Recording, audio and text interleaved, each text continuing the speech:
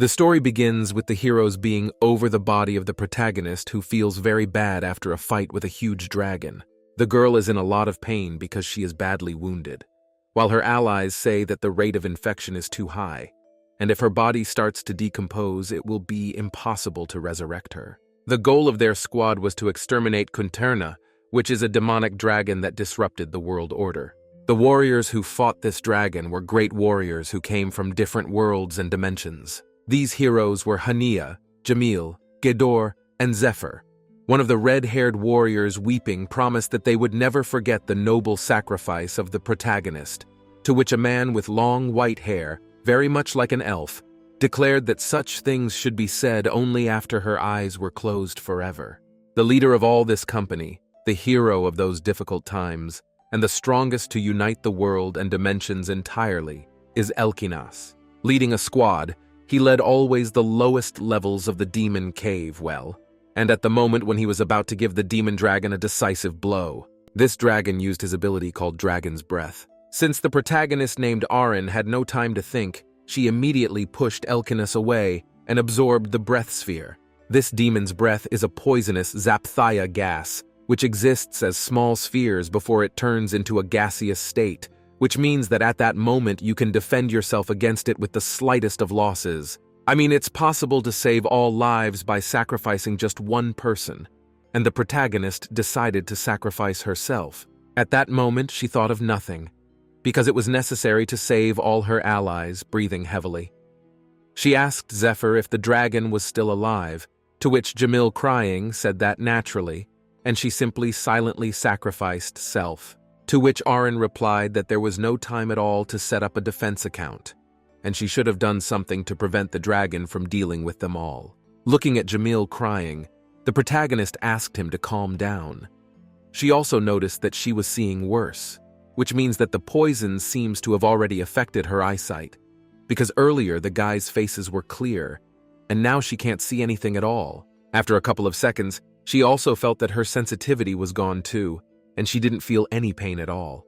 At that moment, Elkinas began to slowly approach the protagonist, saying that he wanted one last look at her pretty face, which pleased the girl a little, and she was crying, and at the same time rejoicing. She did not think that at the moment of her death, she would be in a good mood and would be so happy. Also, her last words were that she thought that everybody should live a good life. It was the last moments of his life that stayed in Arin's memory. Suddenly, she woke up in a completely different place already in a normal state, where she was just lying quietly on the soft grass and enjoying life. She was completely confused and couldn't understand how she could have woken up in this body, as she definitely remembered fighting the demonic demon Kunterna. And during her last attack, she was critically wounded and died, so she had no way of knowing what was going on. She also looked at her hand and thought that even though she didn't know where she was, she could clearly feel the energy of the spirits in that place. Suddenly, she looked in front of her and saw a peculiar tree and immediately shouted that it was a world tree, which was agreed to by some man who came up behind her. This man turned out to be Zephyr, who is a dragon lord. Also, the man was very happy to meet the girl again, as they had not seen each other for a long time, and since their last meeting, 80 years had passed, which greatly shocked Arin. Heading towards the house, she said that considering what an 80-year-old abandoned dragon's nest must be like, she could tell that it was very clean and cozy, as if people already lived here. She also looked at Zephyr and realized that he probably still had unfinished business in this world. So she asked him to explain to her what had happened and what was going on.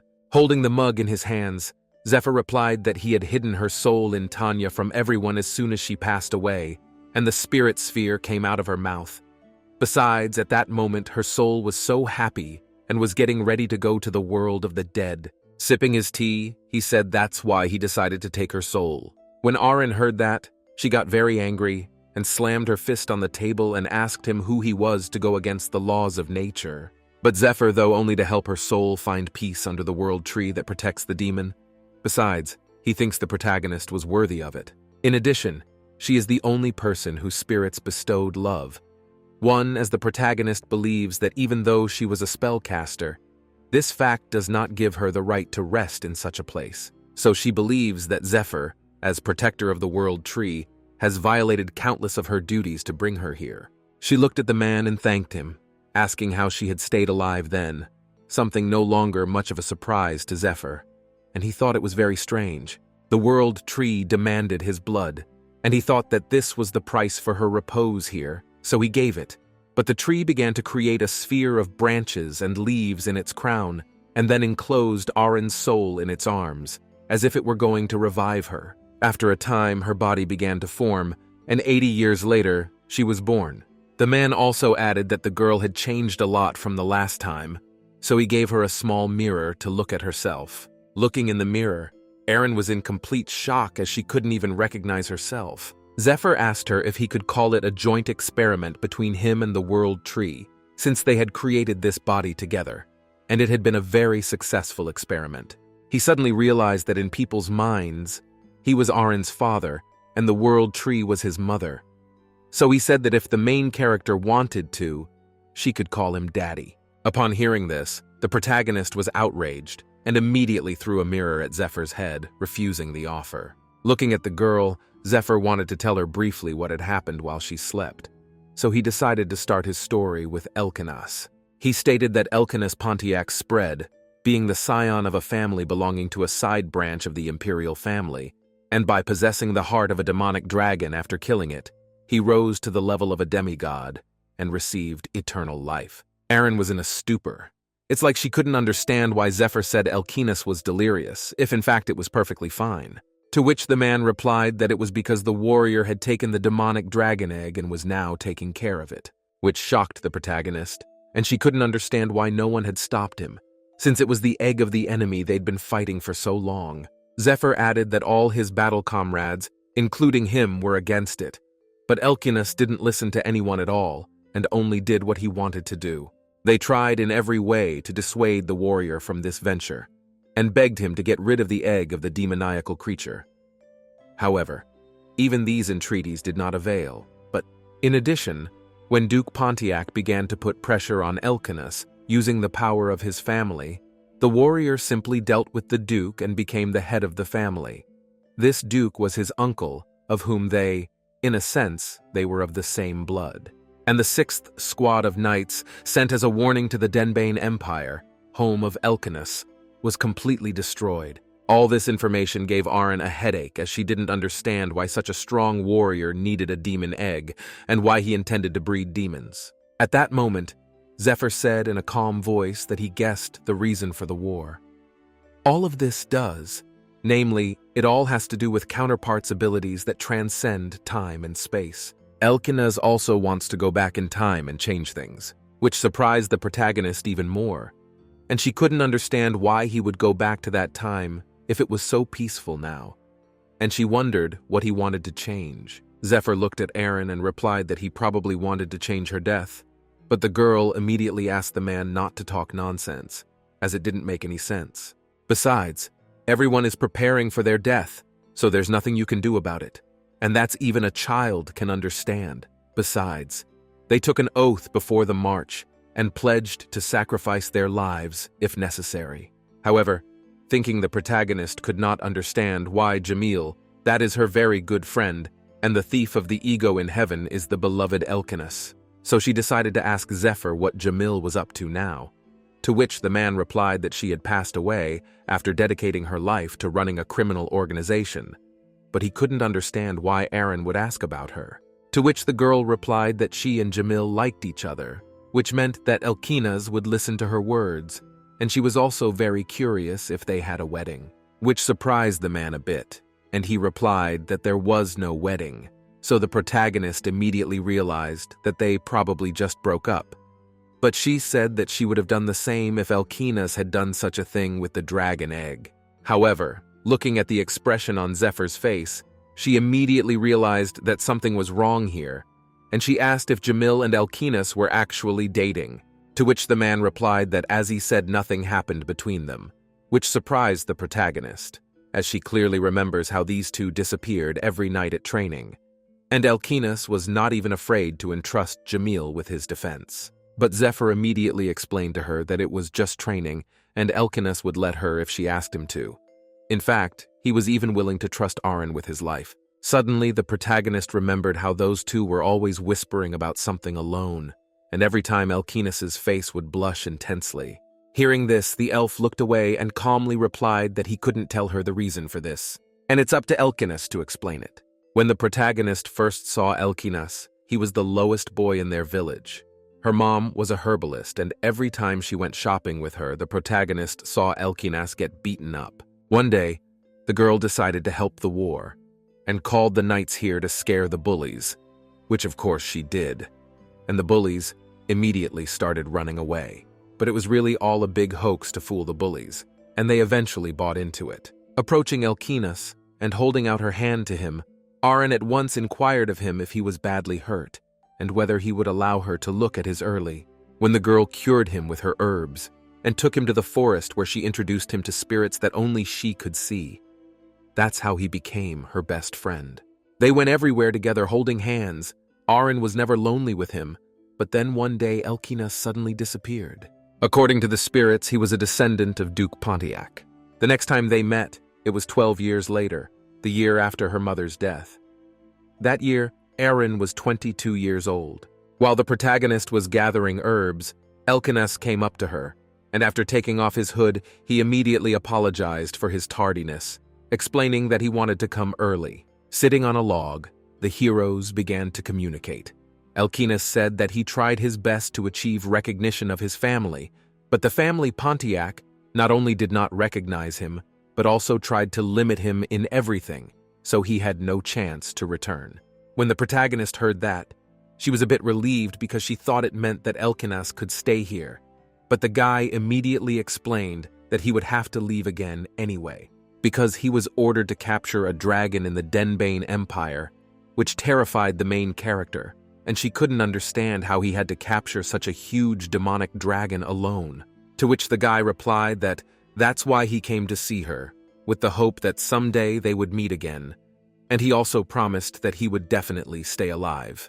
Arin stood up abruptly and pointed her finger at herself and said that she wanted to go with him, since she could be of use to him as she was a spellcaster.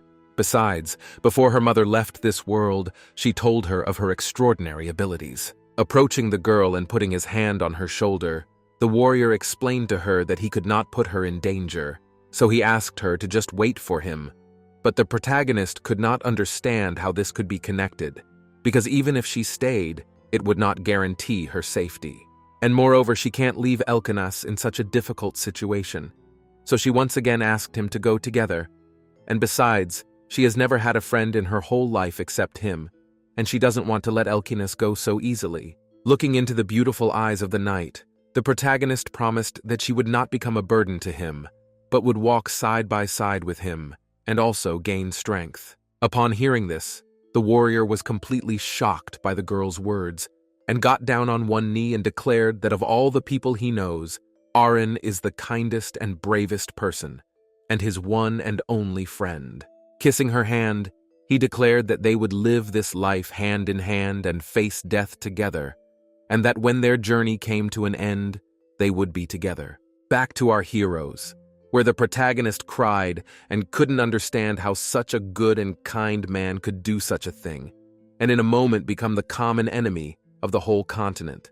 Zephyr was also surprised by Arin's words, since although she says Elkinas is kind, his character doesn't fit her description at all. Plus, with the exception of her, he's been really nasty to everyone, which surprised the protagonist a bit, and she immediately began to say the opposite. I declare that Elkinas observed etiquette and kneeled even to a hillbilly like her, and he is not at all what everyone thinks he is. In addition, the elf could not understand what kind of wind in the head of the protagonist that she agreed to such a dangerous cooperation. Also, the girls were very curious about Hania and Gedor, to which Zephyr immediately replied that Hania became the head of the Altima Church and passed away at the age of 97. God had a special love for her. So now she's probably an angel or a low-ranking god by now. Gedor, however, could not change Elkinas's mind, and I decided to return to my homeland, taking the place of the tribal leader of the... Arin is even more upset when she hears this because she thinks everyone is doing well except Elkinas, so put it in a mug on the table. She said she decided she'd go to the warrior to talk to him, to explain that she'd come back to life and to talk him out of the dragon egg thing. Elkinas may care about the egg, But if there is even a small chance that a new dragon like Kunterna will appear, the protagonist has promised that she will personally get rid of it, because she believes that there can never be a repeat of that tragedy. Zephyr doubted Aren's idea and thought that Elkinas would not believe her at all. But the protagonist immediately began to assure him that she is his only friend, and he most likely knows her at first sight. The elf stood up abruptly and said that he would go with her, because her human body was an important specimen with noble dragon blood as a base, which meant that Elkinas would not be able to break it unthinkingly. The man also added that he hadn't announced the end of the transformation yet, which meant that he could change his appearance as much as he wanted, which surprised the girl a bit, and she finally realized why Zephyr's appearance remained the same. Transformation is a technique used by dragons to stay in the human world. Specifically for them, there are laws concerning this skill. After one transformation, dragon must either take a break for 1,000 years, or abort the transformation and take its former form when the spell is used again. So Zephyr reads that this is against the rules. However, because this time, the transformation is simply necessary to fulfill such a great mission. In addition, Zephyr decided that the decision is made according to his personal assessment of the situation, namely, the assessment of the Dragon Lord, which surprised the protagonist a bit, as she thinks that this interpretation benefits only him, but the man just decided to ignore her, and instead of answering her question, decided that he should change his appearance in order not to be too conspicuous. So he decided that he would become an earl. He also added that Aren will become an aristocrat, because if she just goes to Elkinas and tells her that she died in a battle with a dragon, and now no one will believe her. Hearing what title she will get, the protagonist was a little surprised, but in truth, she always wanted to be a noblewoman, in order to attend various tea ceremonies with a beautiful service. Looking at the girl, Zephyr immediately explained to her that she was already a noblewoman because all the members of the squad had been given that title. Plus, in her case, due to her honorable passing, she was posthumously lauded as the state magician of the empire, which surprised Aren, and she was quite shocked that she had been made a member of the capital aristocracy. And Dali was one of the highest titles allowed to take part in the management of the magical tower. The man also thought it would be a good idea to visit the grave of the protagonist when they got downstairs. Also, at this moment, he was looking for a suitable earl to be, and at last he was able to find one, and that earl turned out to be Count Imtern, who has a daughter. When the protagonist heard this, she was a little perturbed, because she thought that if Zephyr became a count who had a daughter, it would mean that she would play the role of his daughter. While explaining it to him, she didn't even notice how Zephyr had completely changed his appearance and became the count he had chosen. Adjusting his tie, the man said that for the current purpose of his transformation, it was very important for the ladies to be kind and friendly, which surprised Aren a little, and she asked, "What is the purpose of the transformation?" The man looked at the girl and explained that he had to play the role of a father who had brought his daughter to the capital, who dreamed of a noble lifestyle and balls, which did not please Aren. After a while, it was night, and the protagonist went outside and immediately ran to the world tree. She immediately started telling him that she had heard that he was the one who brought her back to life, so she wants to know if there was a special reason for it, and maybe there is something she needs to do. When she didn't hear the answer, she promised that she would try to live her life to the best of her ability, and she wondered if she could come back here again when she said goodbye to her life. Suddenly, she felt that she had no control over her body at all, and she hugged the world tree. As it turned out, it was the magic of the tree that was controlling her, also hugging this tree. She realized that it was asking her not to worry, that she would be able to fall asleep in its embrace. So somehow, Aren fell asleep in the arms of that tree, and waking up in the morning, she said goodbye to it, for she intended to go to Zephyr's house, who was a little perplexed and did not understand what the protagonist was doing all night in the forest alone, to which the girl replied that she simply said goodbye to the world tree. Also, Aren showed her friend that the world tree had given her some leaves, and the tree showered her with leaves and particles of light. Upon seeing this, Zephyr immediately stated that most likely the world tree loved the main character, and he wondered if she walked around knowing what she could do with those leaves. To which the girl confidently replied that these leaves can protect her from bad people, help her to make a contract with more powerful spirits due to the strengthening of magic, and if she restores at least one leaf to the auction, she can become fabulously rich. But Zephyr was no longer interested in hearing that, and grabbing the girl's hand, said that they should hurry up and go, as they had a lot of things to do on the first day after the transformation. After a while, the heroes were in some city, and Aaron was shocked by the beauty of the city, and immediately asked the count where they were. To which the man replied that they were in the richest city and the second most important in the empire of Denbane. It is also the domain of the Archduke of Elkenasi, and the name of the city is Irene.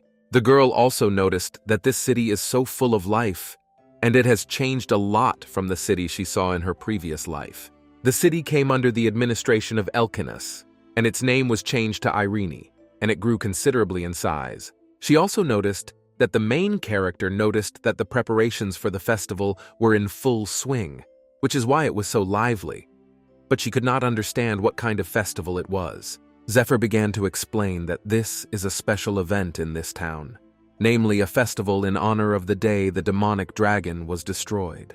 Suddenly, some vendor handed Aaron a skewer of some kebab, saying it's real dragon meat kebab. Besides, they only use the freshest kunterna meat, which surprised the protagonist, and she immediately ran to the vendor to buy this kebab. At the same time, Zephyr calmly exhaled and explained to her that it was just chicken, and advised the girl not to act like a redneck. Pointing his finger at something, he began to explain that this day, in which the demonic dragon was dealt with, was declared the holiday of the dragon slaying. So once a year the whole empire becomes very noisy, and among all places, this city is the one that celebrates it with the greatest fanfare. As it turned out, he was pointing his finger at the statue that everyone considers the heart of the city, a statue considered the pride and symbol of Irene. Zephyr also advised the protagonist to look at this statue a little more closely and think about who this statue looks like. That a little girl, and she really felt that she had seen this person somewhere before. Suddenly she realized that the person who was depicted on this statue is her. That strong, she was shocked, and she didn't understand why her monument is here. Also, Zephyr added in a calm voice that even this city is Aaron has become someone the whole empire misses immensely. Her wanderings, together with her comrades in arms, are dedicated to plays and chants, and naturalists consider this city almost a sacred place. In addition, the oak staff of the main character will be preserved in the Archduchess and is displayed once a year around this time, so all the people adore it and mourn such a loss greatly. After a while, the heroes went into some atelier where they were immediately met by a bunch of maids and some woman who was dressed in an unusual costume. Zephyr approached the woman, stating that they needed several sets of clothing that could be made in the shortest amount of time from their catalog. Also, in a calm voice, the man stated that it was very exciting and at the same time funny, as it was most profitable to be in the shadows casting mine by the powers that be, so they are bound to enjoy it. That a little Aaron and she realized Zephyr's character had deteriorated even further. A little later, the heroine had already tried a new set of clothes, but she didn't like the clothes she was given at all, and she was also very unhappy that because of Zephyr's disgusting sense of taste, they were now wasting a lot of time. Suddenly, the woman who runs this atelier looked at the protagonist and started saying that this dress suits her perfectly. She also added that the design and the light palette suited her, which made Zephyr very happy, and he said that they would take this dress then. The man also noticed that the main character is very worried about this trip. Although in the beginning she said that she would behave indifferently, to which the girl blushed and said that she is not so worried, and just she has not seen Elkinas for a long time.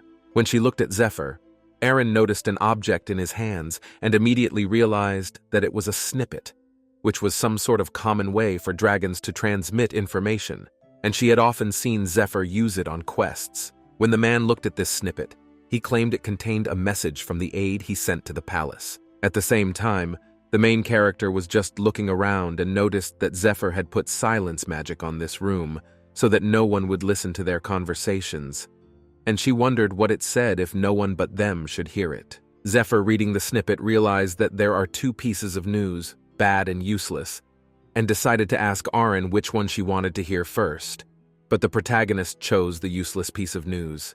The news is that the Empire is currently home to the Crimson Dragon, who, Like Zephyr has changed his appearance, his first change of appearance since 1,000 and 1,500 years of active life. Zephyr has already reported that the reports that are supposed to be sent periodically by the dragon, first coming through the change of appearance, suddenly stopped arriving. So Zephyr decided that he'd better find the purple dragon before he made a mess of things, because he's a pain in the ass. Zephyr looked at the protagonist, ordered her to eat right now, and start eating the leaf.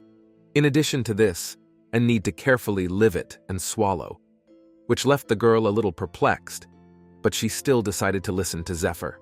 The bad news is that it probably won't be easy for them to get back from Elkinas Manor, which didn't disappoint the girl one bit, and she was eating a leaf thinking about how to get to the manor as quickly as possible. After a while, the heroes were in a carriage and were heading towards the estate. Suddenly, Aaron noticed that they were already in some city. They had just been in the forest. Zephyr immediately explained to her that it was the Archduke's defense barrier, that it was the first fortification Elkinas had created after becoming head of the family. It separated the city from the estate. The man also added that during the festival, all sorts of rabble like them could roam around the city, and that's why this fortification was built. Looking at the girl, he asked her if she had lived the first leaf well, to which the girl replied positively. And at that moment, Zephyr asked her to eat another one just in case, because they had already arrived. Coming out of the carriage, Aaron for some reason was very shocked. As it turned out, she was surprised by the beauty of the estate. In addition to the roof is in place celadon color that looks even more expensive than gold. Also, she could not understand how the estate can be more luxurious than the imperial palace, with which the count agreed, adding that in fact, the Pontiac family is much more powerful than the imperial family. Turning around, the protagonist immediately saw the butler, who smilingly said that most likely Lady was very tired on the road, and he was very happy to welcome them. However, Zephyr for some reason didn't like talking to this butler. Ask herself how on earth this old man is still alive, which surprised the protagonist a bit, and she wondered if Zephyr had already seen this butler, and someone at all.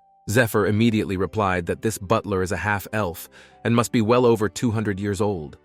Besides, one must be careful with this serpent, as his soul is blacker than darkness. Looking at the elf, the butler stated that he was a little offended to hear that his soul was dark, when in fact it was not, and it was not black at all. He also once again stated that he was very happy to meet the noblest of beings, which surprised Zephyr, and he could not understand how the butler knew who he really was. The half-elf began to explain that in his entire life, he had only met one living creature, calling him a serpent with a soul blacker than darkness. He also looked at the main character and thought that this lady should be included among the noble ones, which surprised Aaron a bit, and she immediately bowed to the butler and greeted him. At that moment, the butler finally told the heroes his name, and his name is Carlot. He is also the manager of the Pontiac family. Zephyr immediately inquired if the warrior was here, to which Carlot replied that if they were asking about the Archduke, he was not here.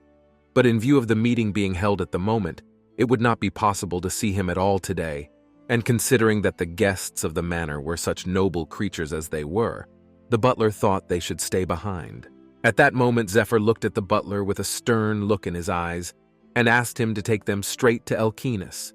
He also promised that he knew everything about what was going on, so Zephyr would take responsibility for whatever happened next. Upon hearing this, Carloth decided to trust Zephyr's word after all, and began to walk them to Elkinas. Following the butler, the elf whispered to the protagonist that there was something else he hadn't told her. Namely, as she already knows, the warrior has enough wealth and power to rival the imperial family, and it would be preferable to destroy the person threatening the authority of the imperial family. Only the opponent is the immortal hero. So since assassination is impossible, the imperial family changed its position, and to manipulate the warrior, offered him a political marriage, whose response was an unconditional refusal.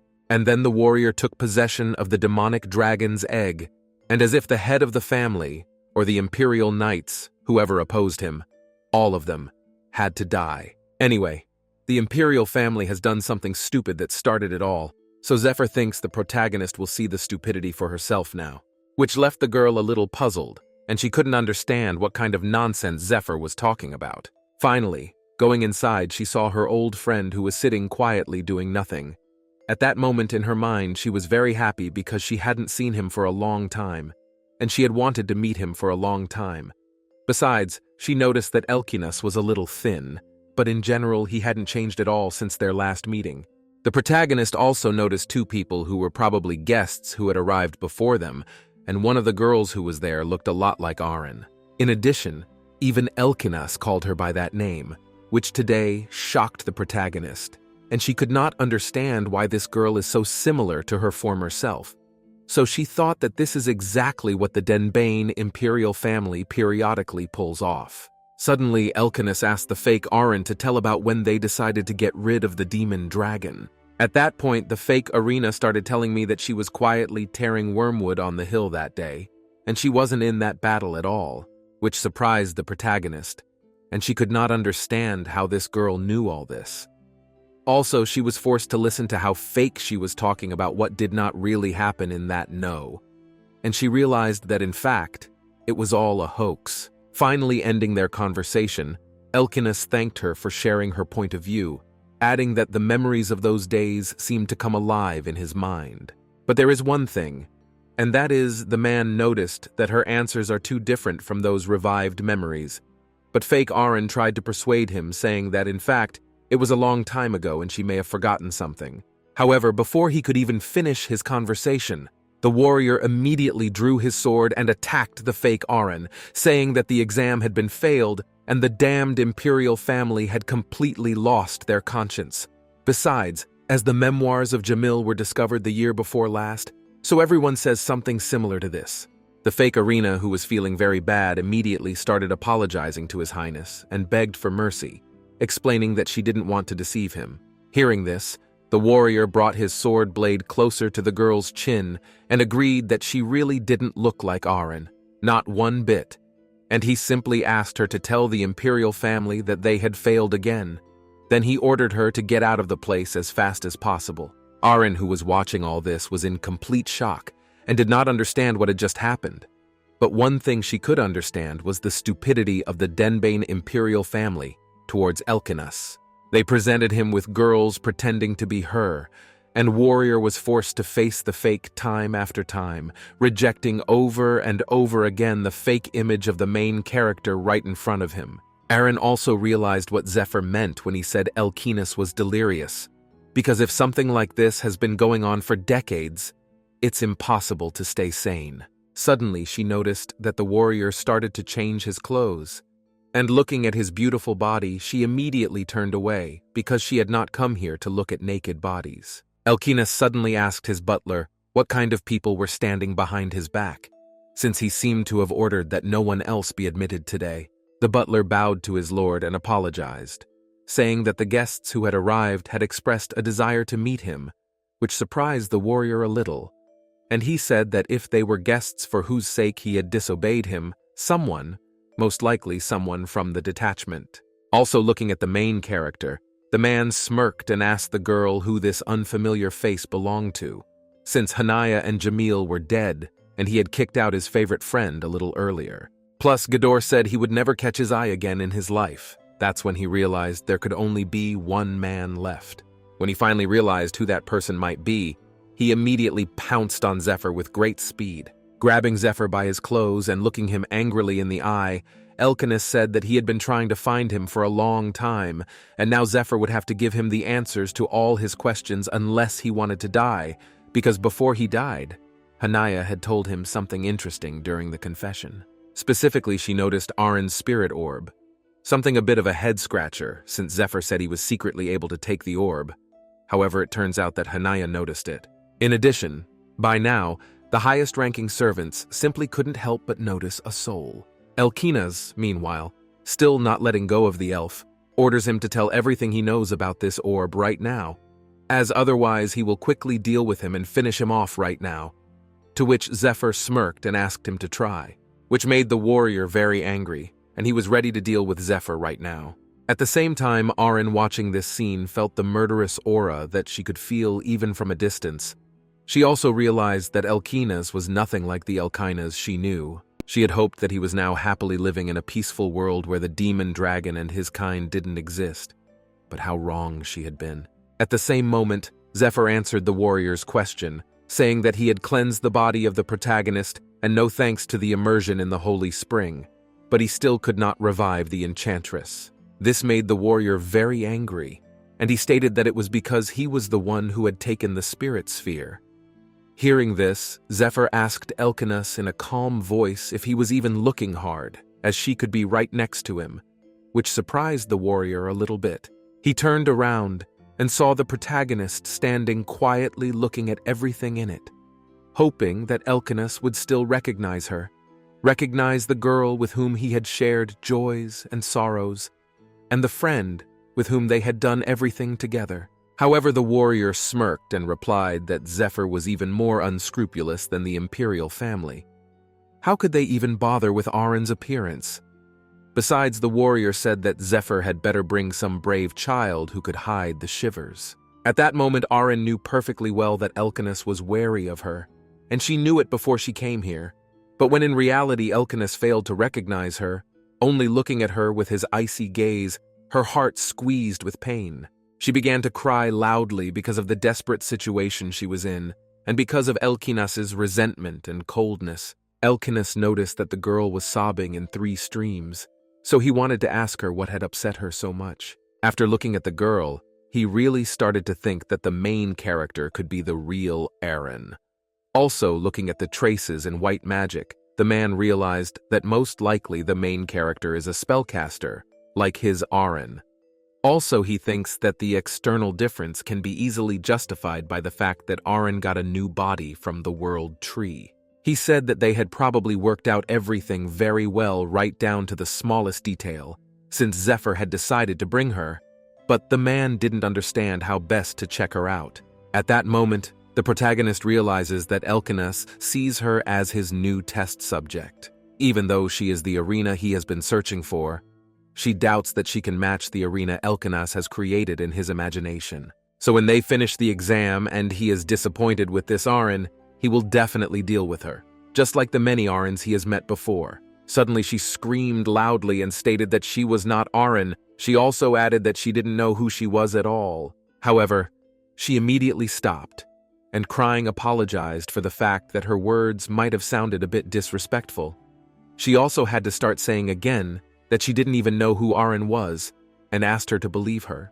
In order to get out of the situation, she worriedly added that she was actually Zephyr's daughter, which surprised Elkinas a bit.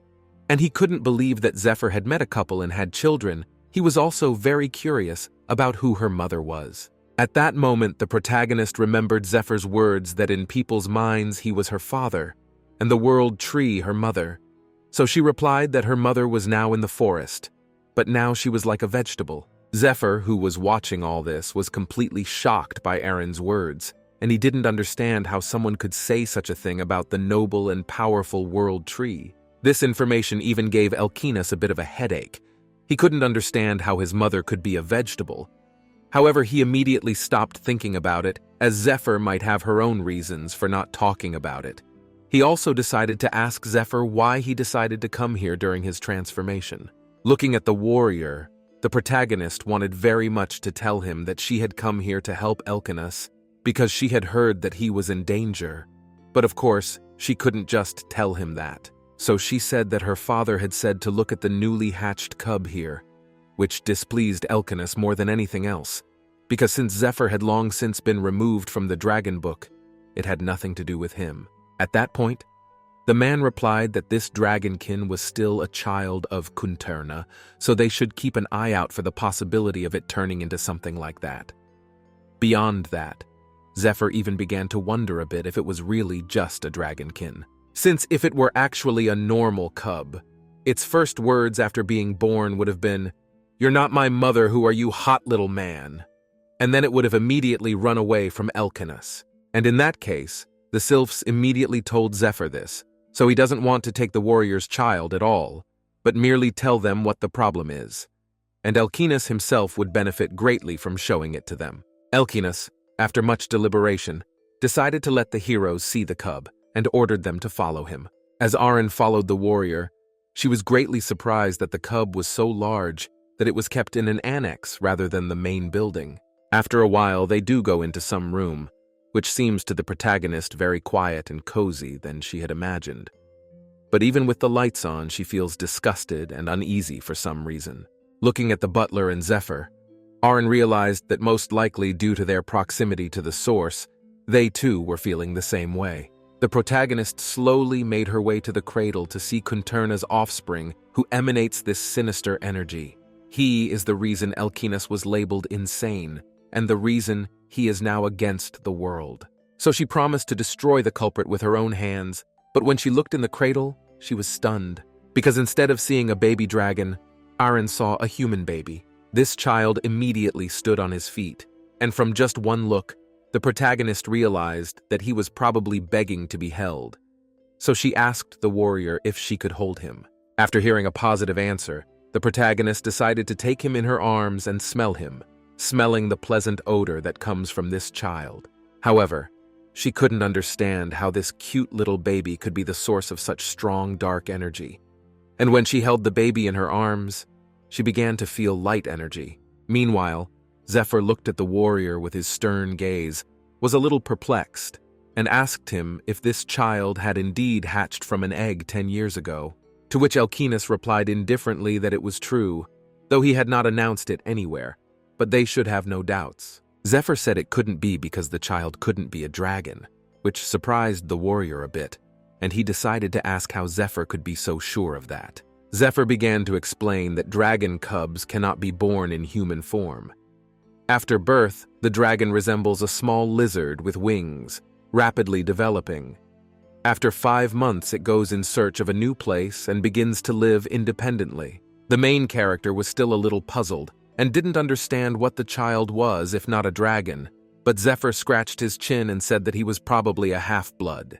Though Irina has heard something about half-bloods, she has only heard that such children are born from a person with dragon seed in their body, so she doesn't understand how a child hatched from an egg can be a half-blood. Zephyr began to explain that a pair of blood is bred by a human woman who has fallen in love with a dragon. Occasionally, the dragon itself lays an egg containing human energy after falling in love with a man, or the empty egg is fertilized by forcibly covering it with its own energy. Zephyr looked sharply at Elkinas and asked if he had spilled his blood on the egg, but because the man didn't answer for a long time, Zephyr immediately realized that that was the case. Originally, the egg laid by Kunturna was an unfertilized empty egg. For 70 years of taking care of it, there was no reaction, so it's easy to guess what it was. Namely, Elkinas put magic and energy into the egg at will by sprinkling it with blood, and it is Zephyr who now refers to the incomprehensible magical power that Elkinas got by eating Kunturna's heart. Because the men began to quarrel with each other, the main heroine decided to use her magic to muffle the sound. Also, she is happy to ask that thanks to the wreath from the world tree. Even without a contract, the spirits act her will. Let this child is still little, and does not quite understand the content. Let this child is still little, and cannot understand the content of this conversation. He cannot realize that he was not a long-awaited child, and was born because it was profitable for someone else. Elkinas suddenly pointed his finger at the child and asked Zephyr, how likely is it that he could awaken demonic dragon abilities when he grows up? That this is the moment the protagonist put the baby back in the head of this quarrel, saying that they both need to calm down. Because even though the baby is still small, he still feels the atmosphere here. Looking at Zephyr, Aaron explained that even for a half-breed, it wasn't normal for a baby to remain an infant for 10 years, so they should watch the baby a little longer since both its birth and conception were extraordinary. In addition, there are many things in the world that are unknown even to dragons, like her father and mother created her. In fact, with these words, the protagonist was hinting to Zephyr that he himself created her body with his own blood. Aaron said that, in any case, the child should be looked after not by the two of them, but by an interested party, some representative of the dragon family, if it could be called that. Suddenly, baby wanted to be held again, so she ran to him and started playing with him at the same time as Elkinas was saying that it's really not a bad idea. And it makes sense. Approaching Aaron, he said that the observer for the half-breed, who will be able to objectively assess what is happening, will be Zephyr's daughter, which left the protagonist a little puzzled, and at first she did not even realize that it is said about her. Looking at Zephyr, She began to mentally ask him for help as she didn't want to stay. At that moment, the man immediately said he would stay here too, since it was his daughter. But Elkinus turned and looked at Zephyr with his red eyes and said that he had probably misunderstood, and although he was angry that Zephyr's blood ran in his daughter, he would allow her to live here as an exception. So he allows her to stay at Pontiac Manor as nanny and teacher. But if she refuses, whatever changes the child may undergo, she will never see it. As Arin thought about it, she realized that this was probably his last warning, and if she left, Elkinus really wouldn't share anything with her. Then she decides she's willing to stay here and give Elkinus happiness and freedom, and for some reason she wants it not to be a wanted child, but the nature of happiness. Elkinus already thought that the protagonist refuses this offer, and turned away, already started to order her to get out of this place. But suddenly the protagonist with confidence said that she would stay here and look after the child. After a while, Carlot showed the girl her new room, which shocked the girl as it looked too spacious for one person. To which the butler replied that it was true, and it was only the second largest room in the whole estate. Besides, the unchanged rule of the Pontiac family is to take care of their dear ones with all their heart. Elkinus, approaching the girl, was very happy that he was so lucky to find a nanny for the child, but he still didn't know her name, so he decided to ask her about it. At that moment, Arin knew perfectly well that she couldn't just call herself by her real name, and she should think of another one. Thinking she remembered a name that she used to like a lot, and smiling she said that her name was Adele. In fact, she was happy, because it was the day when she would be able to use that name. When Elkinus heard this name, he hesitated for a moment. But because he had to leave, he told her that the child to be cared for by the protagonist was called Rintius Irene Pontiac, and wished her a good rest. Staying in the room with the butler, Arin thought she could finally relax.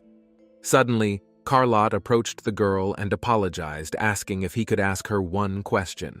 He thought that the main character was not Zephyr's daughter at all, which surprised the girl a little, and she didn't understand how he knew it if it hadn't been a day, but she knew that she had to behave calmly, so she calmed herself down, pretending that she didn't understand what he was talking about. Arin immediately started to say something to him, but the butler realized that she could not lie at all, and explained to her that from the moment they arrived at the manor until they met His Highness, Zephyr and Arin had not called each other father and daughter. The man also added that Zephyr has only used one nickname, namely Enchantress. The only person he refers to in this manner is Lady Arin, which is truly incredible.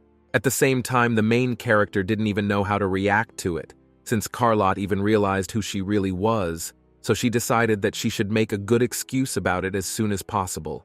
She started to say that she only knows how to summon spirits just like Arin. That's why her father calls her a sorceress from time to time. The butler pretended to believe it, but he didn't really believe it at all, and realized that Arin had to learn to lie. At that moment, Arin clenched her fist and realized that if she kept talking, it would only make her more suspicious. So she said she had a small request to make, and looking at Carlot with her puppy dog eyes, she asked him not to tell Mr. Elkinus about it. When he heard this, the butler immediately replied that he was not going to tell anyone, as he was not talking to the lady as a butler, but as an old man who had lived a long life and was curious about what was going on. He also started to choose a girl, asking her to be quiet, as he had no thoughts of spreading this information anywhere. Also, as the girls already know, he is a half-elf, and because of the blood of elves flowing in his veins, he is very fond of nature. And when the protagonist today arrived at the mansion, he felt an incredibly strong natural energy, so warming and peaceful that it took her breath away, which surprised Arin a little, and she realized that apparently the body obtained from the world tree was able to attract the elf's attention with its appearance. At that moment, the man said that he thought that the girl would be able to produce such an effect on the master too. Then a little surprised the girl. However, the butler immediately stopped, saying that he was just talking to himself. It was time for him to go, so he hoped that the place would be a new home for her for the time being, and that there would be no inconvenience, and he asked the girl to take care of His Highness and the young master. Arin didn't understand why Zephyr said Carlot was a bad man, since it didn't seem that way to her at all. Besides, his image of a polite old gentleman was quite pleasant. Besides, all this time while the girl was thinking about the day Zephyr was there. When she turned around, the girl was completely shocked, as she didn't understand how Zephyr could have gotten in here since the Lord had chased him away. But looking at the open windows, she immediately realized how he had gotten in here. She immediately started to argue with him, saying that Zephyr had come just in time, and started to ask him what would happen if everyone found out that he had stolen her spirit sphere. But the man immediately started to justify himself, saying that if it wasn't for him, she would have died a long time ago, so she should be grateful to him.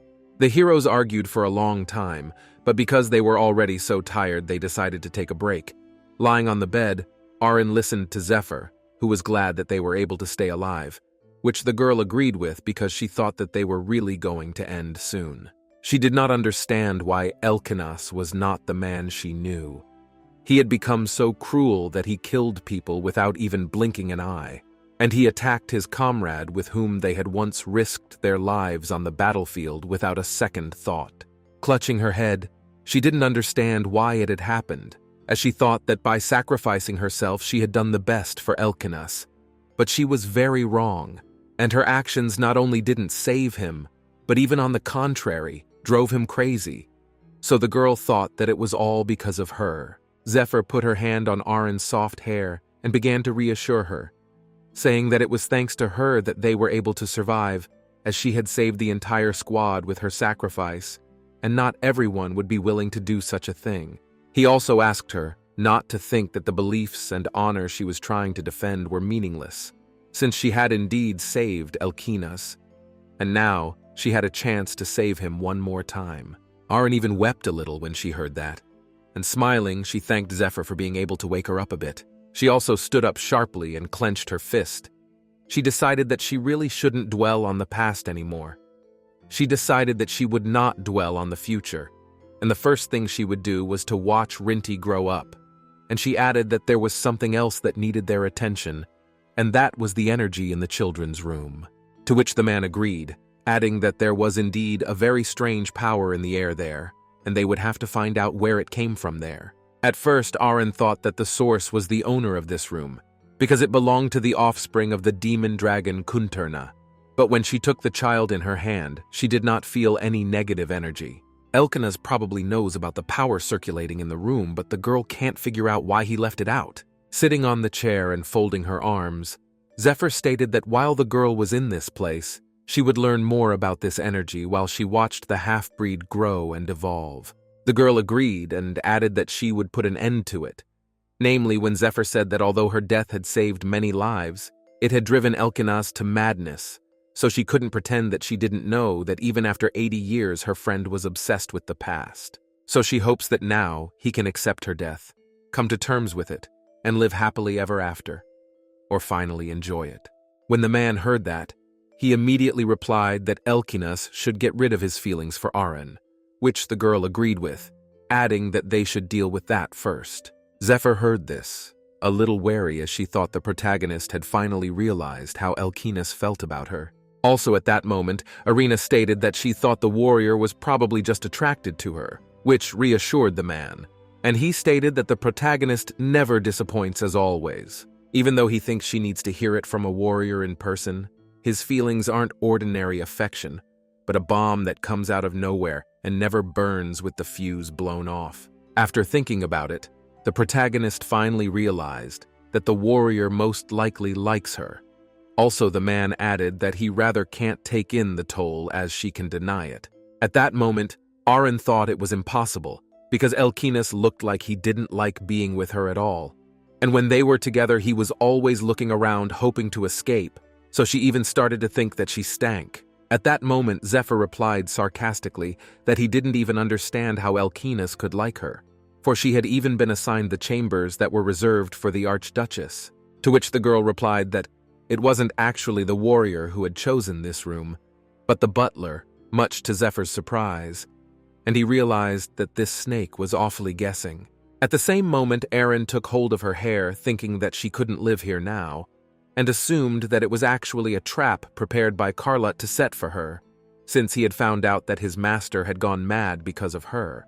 So he decided whether to take revenge or not. Screaming, she asked her friend what they should do now that they were in danger, but Zephyr was surprised that the snake had already found out her true identity. At the same time, the enchantress didn't understand how this nice old man could be such a bad person when he had even asked her to take good care of his master too, and how he could even pretend for so long. However, the man immediately began to reassure the girl, saying that everything is not as she thinks, although in fact he did not like the fact that Aaron has already started pandering, which greatly annoys him. But he realized that in order to deceive this snake, Lady must behave as it is now. It was already deep into the night where the protagonist woke up in her comfortable bed by the rays of moonlight. Opening the window and looking up at the night sky, she wondered if Zephyr had made it back safely since she was worried about being found. The girl also began to remember how she had fallen asleep right in the middle of a conversation in which they were talking about how Hanya, who was the head of the church, and Jamil, who cared for the peace of the underworld, both kept detailed notes on the squad that fought Kunturna at once. Before her death, Hania told something interesting during confession, and the confession memoirs that the protagonist heard about during the day are just such records. And when Jamil's memoirs were discovered, there was something similar there too. Namely, Hanaya's confession is a recorded voice message. What Elkinas heard was apparently not revealed to the general public and was told only to him alone. Also, Jamil's memoirs describe in detail the trek to the demonic dragon. The remarkable thing is that they were divided into parts and sold on the black market for an impressive sum, and Jamil herself, leaving the factions and families such a fortune that they can live happily ever after. And it's likely the diaries are being used by fake Arons sent by the imperial family. After hearing this, the protagonist was a little surprised by Jamil's act, considering it incredible.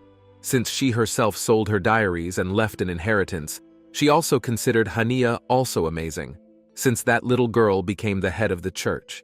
At that moment, she remembered a moment in her life where she met Hania, who approached the protagonist and was very surprised that she knew so much about nature. All the girl agreed, adding that she was also surprised at how many prayers Hania knew.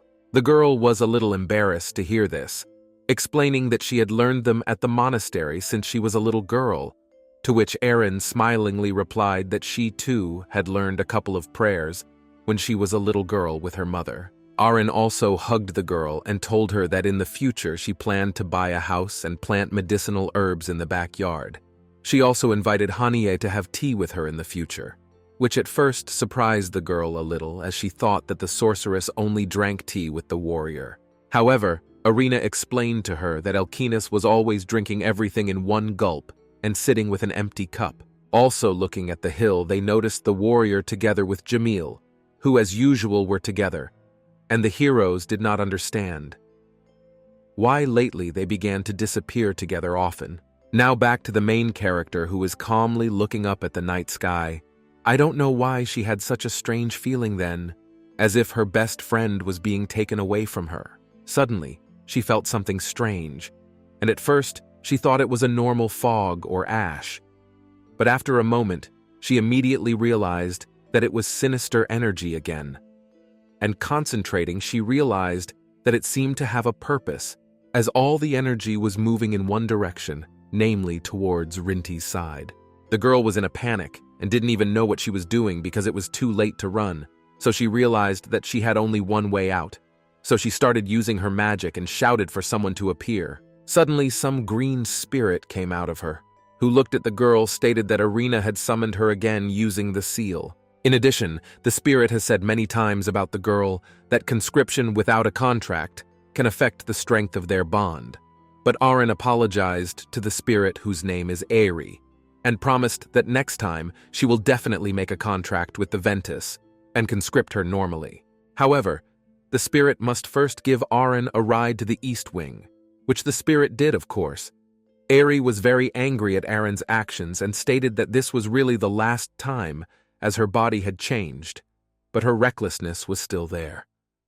However, Aaron apologized again and stated that she was very sorry for it. As she entered the room, the protagonist began to think that even though it was sunrise and light was streaming into the room, it was unnaturally dark. So she immediately assumed that it might have something to do with dark creatures. They're like pesky gnats that haven't turned into demons yet. These creatures are so weak that even a normal person can easily fight them off, because they instinctively gather together and have a habit of forming a huge, solid organism. Enlarged, they absorb the life forces of the person and are filled with magical energy. Then Irina started calling for Rinty. He should be okay.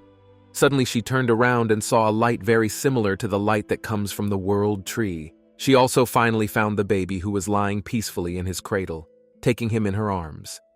She rejoiced as she had placed the leaves of the world tree next to the cradle and in Rinty's clothes, and it seemed to be thanks to them that the dark creature could not get close to him. The girl also noticed that the leaf had shriveled, which meant that if it was a power that could even slightly defile the leaves of the world tree, it would take at least a demon higher than Barak, which meant that the high-ranking demon had been purified by the energy of the world tree and disappeared.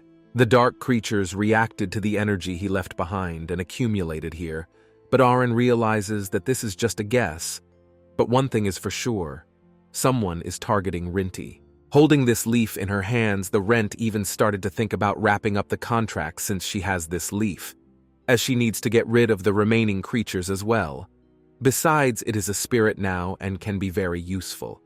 So she immediately started to summon the spirit. After a moment, a fire spirit appeared in front of the heroes, who was actually the king of the fire spirits, and his name was Ignis. The spirit immediately noticed that during the time he hadn't seen Aaron, her energy had become similar to that of the ancient forest.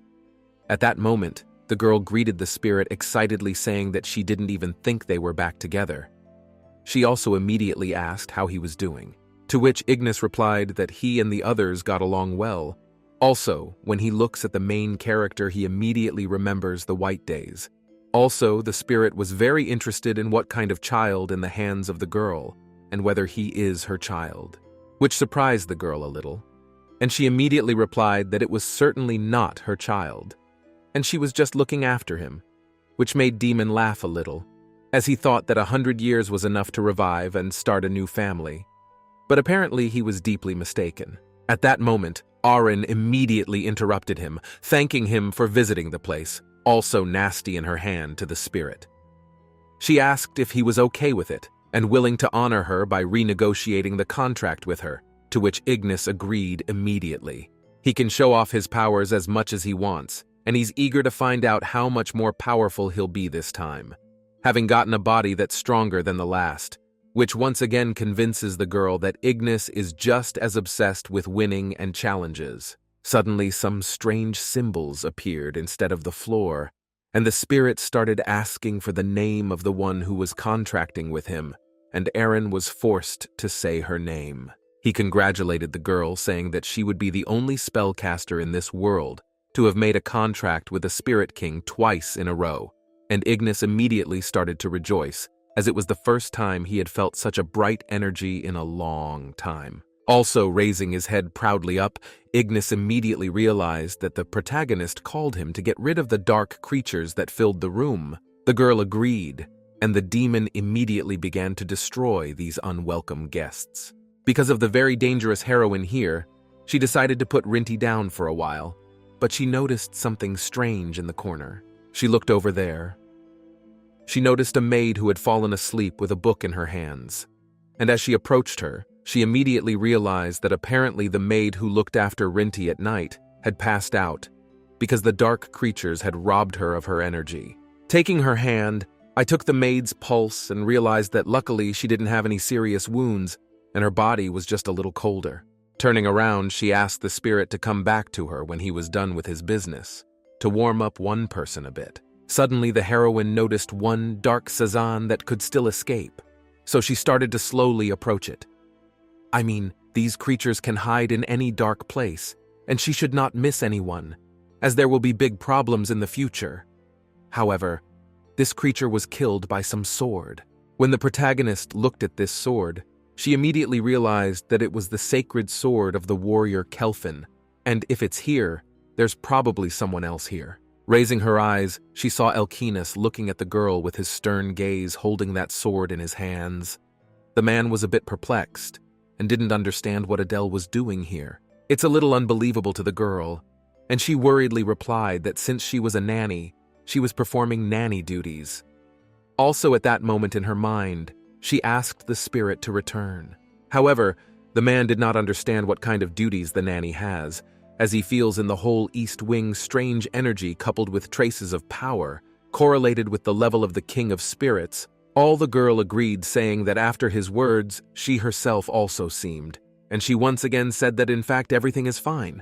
She also approached the child and asked the man to look at him as he was fine and unharmed. Elkina suddenly asked the girl if she was okay, which surprised her a little, because she didn't think the warrior would be worried about her because only yesterday he was ready to chop her into pieces. Suddenly the man said that since everyone was fine, he proposed to close this topic and waited for a report on the rest during breakfast, which surprised Aaron a little, and she started to worry. As she walked back to her bedroom, she didn't even think she would be having breakfast with Elkinas.